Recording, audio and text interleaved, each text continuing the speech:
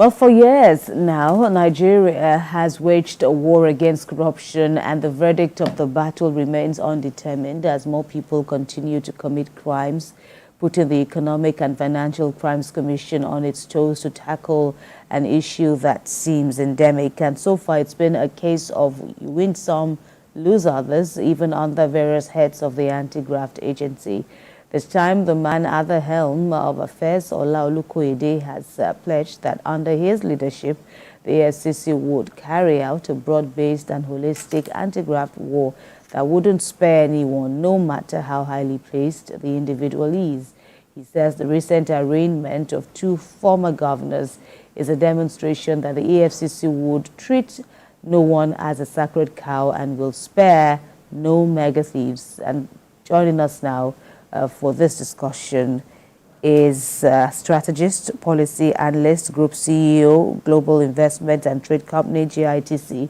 Baba Yusuf joins us from our Abuja studios. Good morning. It's good to see you again. Good morning, Kemi and Theophilus. Good to be here. Right. Welcome to the program. And well, despite Mr. Olukoyede's assertions, how is it looking at you, talking about this anti-corruption war? Well, thank you for having me. Mr. Olukoyede, I think, is becoming very popular with what I call saber rattling, and tough rhetorics with regards to his stance of intention to fight economic and financial crime, which is not bad. It's okay. But I think essentially what is going to be key is for us to have outcomes. We need to see some traction and action. Mr. Olukoyede, or rather the EFCC, needs to build practical, critical momentum going forward, because saber rattling for an institution like the EFCC is good for it to come once in a while, and then for the EFCC to work more behind the scene to ensure that they are able to get it right and be more sure-footed with regards to getting results. And for that, I would like to remind us of the mission statement of the EFCC, which I think will guide our conversations. And the mission statement is that the EFCC is to eradicate economic and financial crimes through prevention, enforcement, and coordination. And I think further down the line, I will bear my mind with regards to the very critical pillars that will help EFCC to deliver, and make the critical impacts needed at this very crucial moment in the socio-economic history of this country. Right, so you mentioned something about EFCC getting it right, and in assessing his leadership, you mentioned that you gave some words about the EFCC's activities so far under Olukoyede. What do you think EFCC has been effective in fighting corruption? Of course, this is about over 20 years since the EFCC was created. Over the years, has it been effective in fighting corruption in Nigeria? Well, by and large, Theophilus, the effectiveness of a very crucial anti-corruption or economic and financial crime institution like the EFCC is always going to be a factor of the readiness of the President Commander-in-Chief, to fight corruption. The style of leadership of the man driving the country will determine the performance of the EFCC and the man in charge. Suffice it to say, if we want to do an appraisal of the EFCC over 20 years since it came into existence, I will say that the impacts have not been so significant.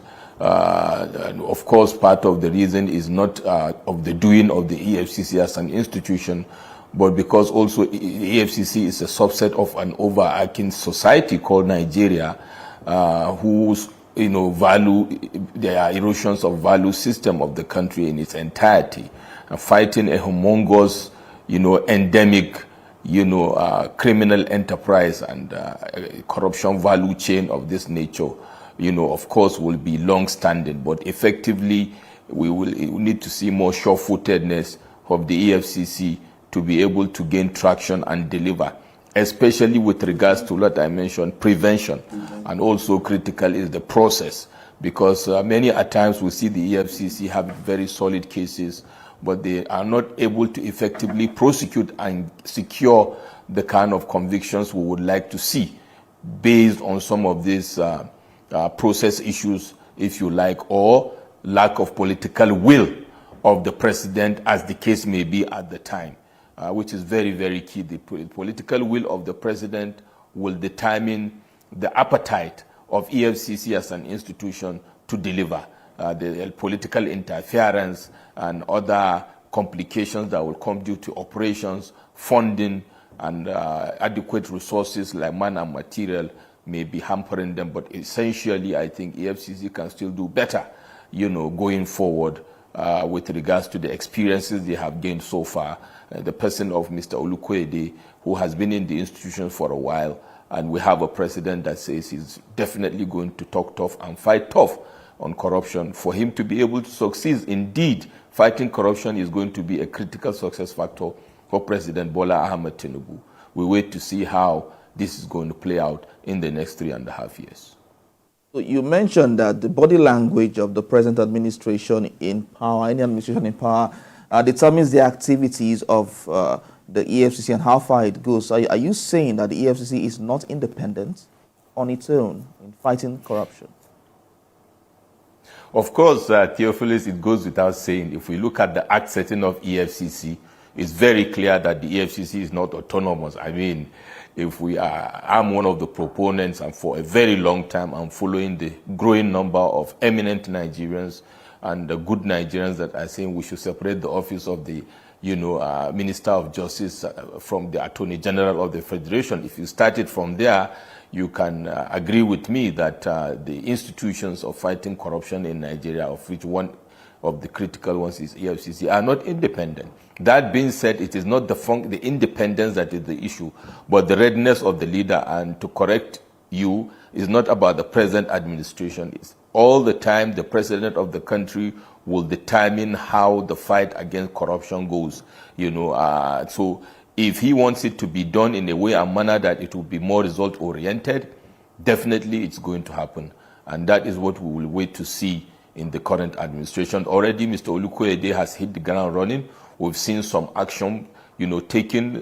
There are ongoing prosecutions here and there. But we will urge the EFCC to be more active in trying to prevent and ensuring we secure proper convictions and a bit less tapering down on the saber rattling. Because, you see, the saber rattling is not bad, but then when you are fighting, a corruption value chain as we have in Nigeria with the vested interest, as you are saber rattling, they are also going back to their strategic blueprint to recraft their strategies on how they can, defend. So if you have an offensive strategy that is more frontal than an offensive strategy that comes with what I call the SS, and what is the silence and the stealth, strategy, which is more effective over time. If you look at the FBI, the Scotland Yard, and other, sister organizations that have similar functions, they adopt what I call the SS strategy.